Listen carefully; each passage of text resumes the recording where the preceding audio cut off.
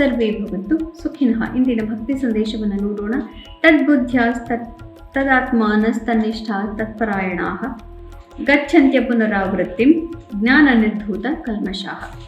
ಗೀತೆಯನ್ನು ತಿಳಿದುಕೊಂಡು, ನಾನು ಇಲ್ಲಿವರೆಗೂ ಹೇಳಿದ್ದನ್ನು ತಿಳಿದುಕೊಂಡು ಅಜ್ಞಾನವನ್ನು ಸುಟ್ಟು ಹಾಕುತ್ತೆ. ಇದನ್ನು ತಿಳಿದುಕೊಂಡು ಅರಿತುಕೊಂಡು ಗೀತೆಯನ್ನು ಪಾರಾಯಣ ಮಾಡ್ತಾ ಯಾವಾಗಲೂ ತತ್ಪರಾಯಣರಾಗಿರ್ತಾರೋ ಅಂತಹವರಿಗೆ ಪುನರಾವೃತ್ತಿ ಅಂದರೆ ಪುನರ್ಜನ್ಮ ಅನ್ನೋದೇ ಇಲ್ಲ.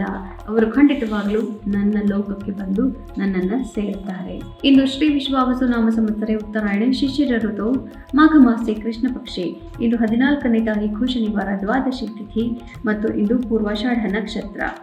ಇಂದಿನ ಭವಿಷ್ಯವನ್ನು ಎಲ್ಲ ರಾಶಿಗಳಿಗೂ ನೋಡೋಣ. ಪೂರ್ವಾಷಾಢ ನಕ್ಷತ್ರದ ಅಧಿಪತಿ ಶುಕ್ರ. ಆದ್ದರಿಂದ ಇವತ್ತು ಎಲ್ಲರಿಗೂ ಕೂಡ ಮನಸ್ಸಿಗೆ ಬಹಳ ನೆಮ್ಮದಿ ಇರುತ್ತೆ ಮತ್ತು ಎಲ್ಲ ಸಾಮಾಜಿಕ ಚಟುವಟಿಕೆಗಳಲ್ಲೂ ವಿಚಾರಗಳಲ್ಲೂ ಕೂಡ ಎಲ್ಲರಿಗೂ ಬಹಳ ಸ್ನೇಹದಿಂದ ಬೇರೆಯವರ ಜೊತೆ ಮಾತಾಡಬೇಕು ಅನ್ನುವಂತಹ ಒಂದು ಭಾವನೆ ಇರುತ್ತೆ. ಆದ್ದರಿಂದ ಒಳ್ಳೆಯ ದಿನ. ಮೇಷರಾಶಿಯವರಿಗೆ ಮಧ್ಯಾಹ್ನದವರೆಗೂ ಕೂಡ ಸ್ವಲ್ಪ ಅಡೆತಡೆಗಳು ಇರಬಹುದು, ಆದರೆ ಮಧ್ಯಾಹ್ನದ ನಂತರ ಕಾರ್ಯಕ್ಷೇತ್ರದಲ್ಲಿ ಅತಿ ಹೆಚ್ಚಿನ ಯಶಸ್ಸು.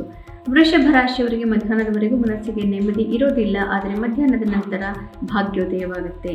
ಮಿಥುನ ರಾಶಿಯವರಿಗೆ ಮಧ್ಯಾಹ್ನದವರೆಗೂ ಕೂಡ ಒಳ್ಳೆಯ ದಿನ, ಮನಸ್ಸಿಗೆ ನೆಮ್ಮದಿ ಇರುತ್ತೆ, ಆದರೆ ಮಧ್ಯಾಹ್ನವಾದ ನಂತರ ನಿಮ್ಮ ಪ್ರೀತಿ ಪಾತ್ರರೊಡನೆ ಸ್ವಲ್ಪ ಮನಸ್ತಾಪಗಳು ಆಗಬಹುದು. ಕರ್ಕ ರಾಶಿಯವರಿಗೆ ಮಧ್ಯಾಹ್ನದವರೆಗೂ ಕೂಡ ಮನಸ್ಸಿಗೆ ನೆಮ್ಮದಿ, ಎಲ್ಲವೂ ಸರಿಯಾಗಿ ಇದೆ.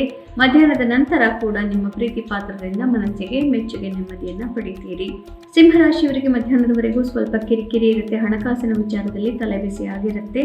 ಮಧ್ಯಾಹ್ನವಾದ ನಂತರ ಶತ್ರುನಾಶ, ಶತ್ರುಧ್ವಂಸ, ಸಾಮಾಜಿಕ ಚಟುವಟಿಕೆಗಳಲ್ಲಿ ಯಶಸ್ಸು. ಕನ್ಯಾ ರಾಶಿಯವರಿಗೆ ಮಧ್ಯಾಹ್ನದವರೆಗೂ ಕೂಡ ಸ್ವಲ್ಪ ಆಸ್ತಿಪಾಸ್ತಿ ವಿಚಾರಗಳಲ್ಲಿ ಮನಸ್ಸಿಗೆ ನೆಮ್ಮದಿ ಇರೋದಿಲ್ಲ. ಮಧ್ಯಾಹ್ನವಾದ ನಂತರ ಹಣಕಾಸಿನ ವಿಚಾರಗಳಲ್ಲಿ ಬಹಳ ಮುಖ್ಯವಾದಂತಹ ನಿರ್ಧಾರಗಳನ್ನು ಮಾಡಬೇಕಾಗುತ್ತೆ.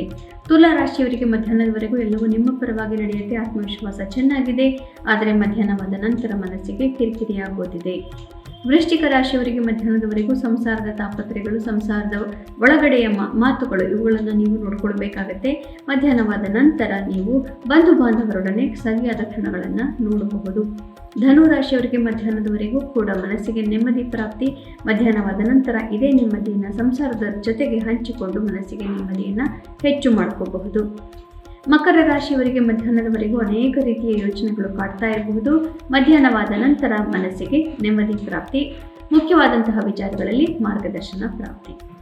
ಕುಂಭರಾಶಿಯವರಿಗೆ ಮಧ್ಯಾಹ್ನದವರೆಗೂ ಬಹಳ ಸುಗಮವಾದಂತಹ ದಿವಸ, ಇಷ್ಟಾರ್ಥ ಸಿದ್ಧಿ ಎಲ್ಲವೂ ನಡೆಯುತ್ತೆ.